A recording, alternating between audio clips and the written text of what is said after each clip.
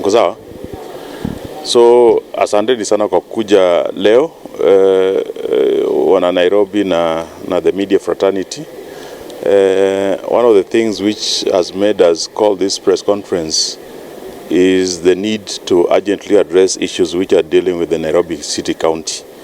As you are aware, sometimes back we highlighted some of the things which are happening in Nairobi related to the governance, the management of the city as a whole. And I think is degenerating further in that the governor seems to have pocketed the leadership of this assembly.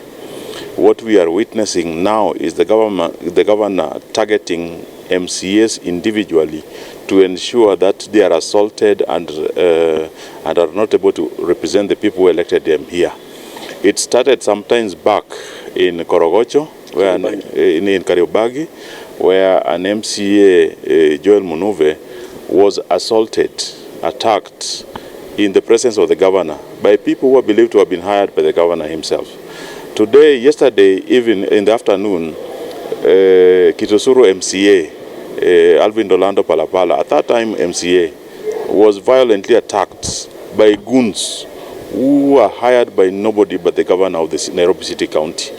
If the governor thinks that the thuggery and the hiring of goons is going to change the course of his performance, I think he is very deluded in that, because I don't think that violence should be the way the leaders should go.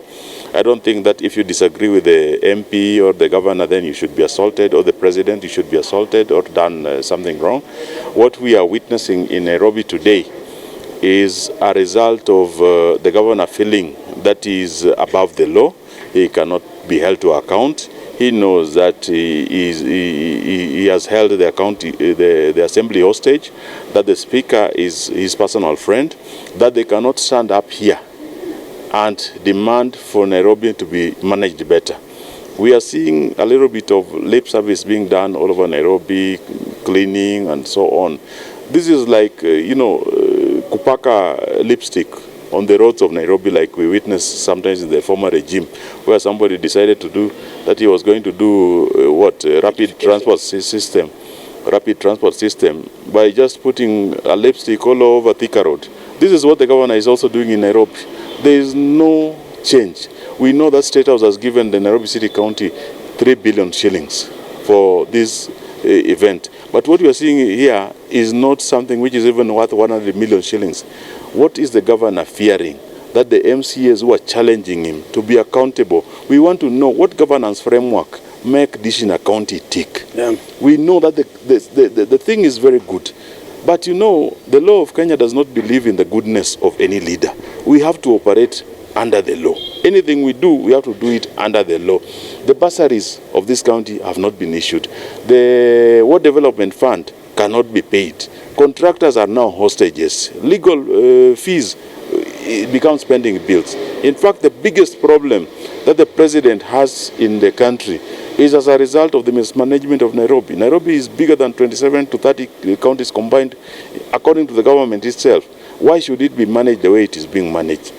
When you see the governor now resorting to violence to attack MCAs who have been elected directly, we are not invited here by the governor. We have not been invited here by the leadership of the assembly. We have not been invited by the speaker. We have been elected directly at the ballot, like the president was elected, like the governor was elected, like the MPs and the senators were elected. So we would like to condemn whatever the governor is thinking that is going to scare anybody, and these boys will be arrested.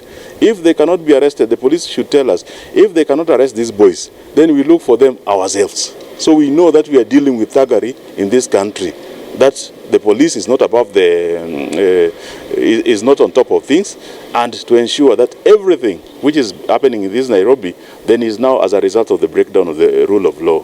And so asanteni sana. I'll let me ni governor kwa sababu ya vitu vingi sana. Kwanza juzi saizi unajua kulikuwa na supplementary budget which is laid in the floor of the assembly.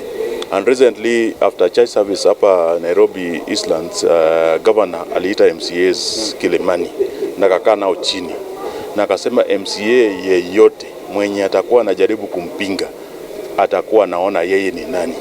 Juzi president alikuwa anafika kwangu Kileleshwa hapo kwa United Pentecostal Church.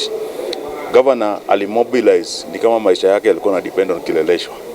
Na amekuja, alikuwa ameleta speaker hajai attend church service ya governor. Majority leader, minority leader, wote, all the whips. I think in that church they had more than 80 MCAs. The record ya governor in all the meetings, even when he was very popular here, was 15. And he was personally calling them.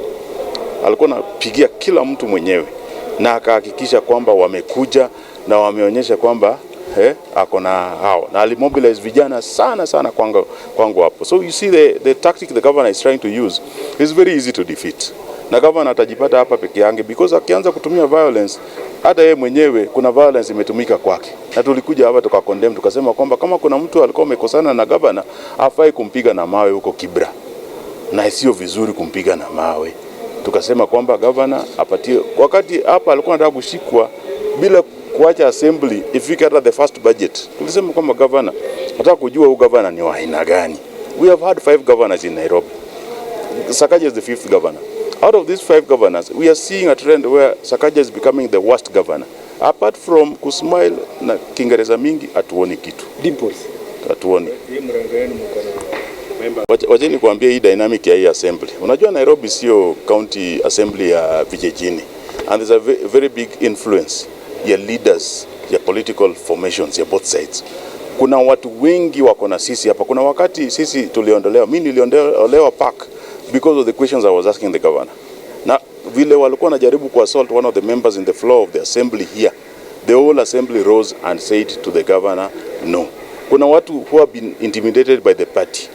There are people who have been used. Hata hapa, kuna media houses, Standard na Nation, I think who have been attacked and told that they are not supposed to be reporting from this floor of the assembly. Oh, yes. Some of us have stood with the media, told them that even if you don't agree with what a journalist writes, can you please know that this is a public house?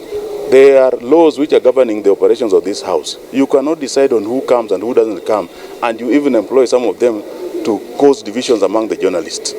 We have told the speaker categorically so. So hii mrengo yetu, it is almost 75 to 80% of the members of the assembly. The vile tu governor is still finding comfort in blinding the party leaders. Lakini hii itatoka because the Nairobians are starting to get tired. If you withdraw the health services, you withdraw the education services, wataanza kuchoka na yeye. Sisi hatuna shida na governor kama anataka kuishi hivyo, lakini provide services to Nairobians.